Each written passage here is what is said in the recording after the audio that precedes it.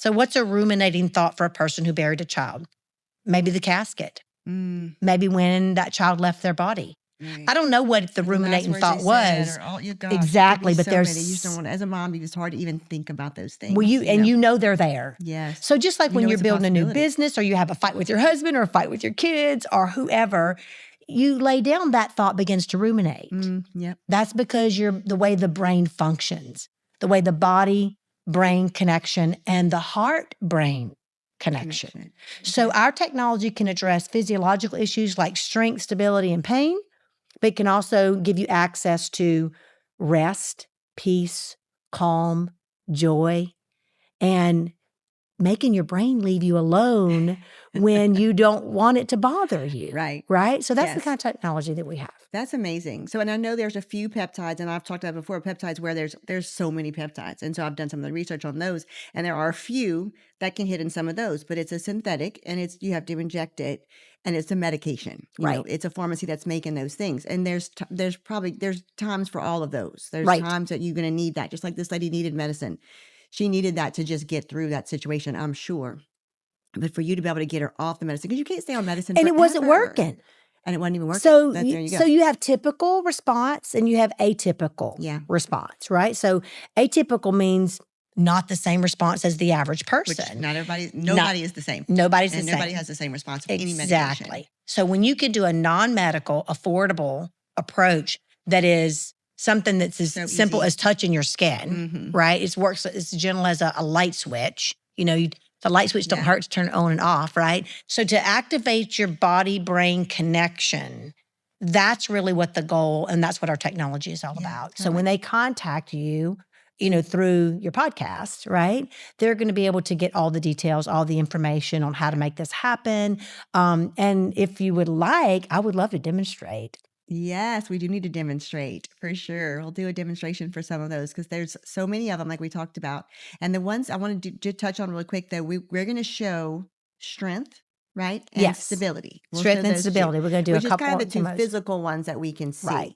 But this peace and joy, to me, is really big because I feel like these days, and we talked about it on one of the last podcasts too, is that people are just so, and I perceive it as being since COVID, but I could be wrong. There could be something else going on that I just am not totally privy to. But it's like people are just angry. They're so angry. I feel like that we get a lot of anger. People either angry on social media, angry and on the street, or angry when you're driving. There's all this like anger. And it's like, why are we all just so angry? Yeah. And that's obviously there's something going on. Yep. Heart, mind, that we need to connect. Yeah. And if people know that they're angry, at least if you can identify it, then we can find a way to help you deal with whatever it is. Either you have to do some deeper digging to figure out where this is coming from. Because if we just put a patch on somebody, if I'm having a lot of anxiety over a situation, if I just put a patch on the technology, will the technology cure it completely? Or should I do the work previously, or do the work before? Or put the technology Well, let's look together. at the brain therapy we looked at when you and I were using brain therapy for our children and for our family. Because I did it for myself. My husband did brain therapy. We did some brain therapy.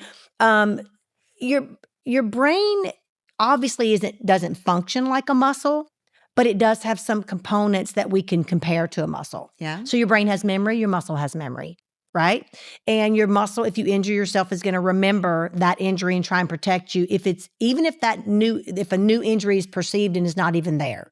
Okay? So that's your fight or flight. That's how it works. So a perceived something.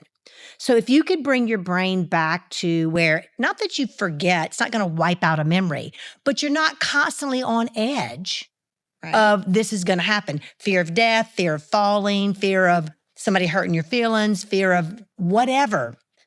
Then that's going to give you like not a blank slate, but a fresh start. I don't want to wake up today every day and live today out of my yesterday's experiences. So true. Okay? Yeah. That's what your fight or flight does. That's its job. Its job is to believe the worst. And scripture says believe the best. Right. Love believes the best. But your fight or flight doesn't.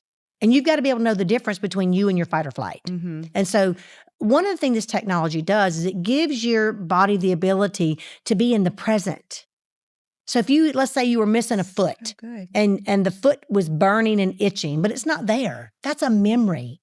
That's not an actual present tense moment of pain or itching because the foot don't even exist. It's not even there. Right, not even there. So we can use this technology to retrain the brain to know that that foot's not itching. So that foot's not phantom burning. pain, they used to call it Phantom phantom pain. pain. The phantom pain is just Yep. our memory. It's Yes. just our brain saying that, oh, this is still Yep. there and this is there. But You can gotta have the same train thing in it. your shoulder, your knee, your back. Yeah. And of course, you still have a knee and a back if you're not having phantom, right? Yeah. Because it's not, so phantom is when the foot's not It's not there. there, right. But this is when the injury's not there. So we've had people use this technology for, say, low back pain, Mhm. and the brain can begin to remember these codes. And then all of a sudden you don't use the technology. You're like, wait a minute, my pain's gone. Why? Because the brain can learn. Now, does everybody have the same plasticity of their brain? No. we Some talked people are a about little that. bit hard-headed and some are open-minded. But know the some of good those hard-headed news is people. if you are open-minded even a little bit, you can become more open-minded. That doesn't mean that you're tossed to and fro and don't have any belief system. It just means that you're open to collaboration. You're open to new ideas and growth. Right. Right. And so if you find it hard to learn, start with something simple because you can regain your ability. You can regain some plasticity. If a muscle atrophies, you're a dancer, right? Yeah. You work out. If a muscle atrophies because it's in a cast, you take the cast off and you can see the muscle is shrunk and hardened. What do? Physical therapy. Right. You Work it out. retrain it, you work it out, that eventually will come back. And Build it up. it may not be as big as it was like completely, but it could, depending on how much work you're willing to do to tear that muscle down. Yep. Because every time we lift that weight, what are we doing? We're breaking those fibers and we're giving Repair. new memory so it can say, oh, we better build back stronger. Let's build back stronger. Every time you break it down, let's build back stronger. And so you can do the same thing with the brain. The brain can begin to thrive and get more blood flow and more oxygen and go, ooh, we like learning. We like these new bits of information. And so, yeah, you can actually change the health of your brain with diet, exercise, sleep, neurofeedback. It's like a workout for your brain. Which is awesome. I always say that if you're not learning, you're dying because you're going in reverse. You know, you might stay still for a second, but it's not for long.